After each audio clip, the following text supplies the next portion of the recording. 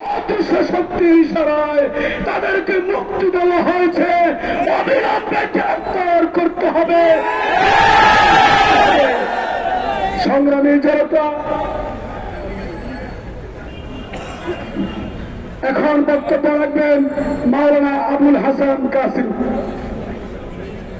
সংগ্রামী তাওহীদি জনতা, আপনারা অবগত আছেন যে 2018 সনে 1 ডিসেম্বর মাদ্রাসার ছাত্র তাবলীগের সাধারণ মুসল্লিরা যখন তাহাজ্জুদরত ছিলেন, ঠিক তখন একদল গুন্ডা বাহিনী, সাদ বাহিনী নামক সন্ত্রাসীরা সেখানে আক্রমণ করে ক্ষান্ত হয় নাই, সাধারণ মুসল্লিদেরকে আহত করে ক্ষান্ত হয় নাই।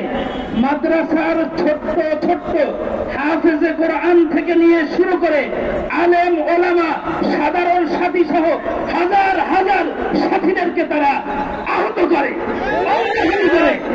মিডিয়া ভাইদেরকে বলি, আপনাদের যদি বিশ্বাস না হয় আমাদের মাদ্রাসাগুলো আসেন, এখনো সাথে সাথে তালিবুল ইলম ছাত্ররা আছে যারা পঙ্গু অবস্থায় দিন কাটাইতেছে। দ্বিতীয়, এখানেই ক্ষান্ত হয় নাই, ঠিক 24-এ এসে তারা আবার একই কায়দায় একই ধরনের আবার হামলা করে।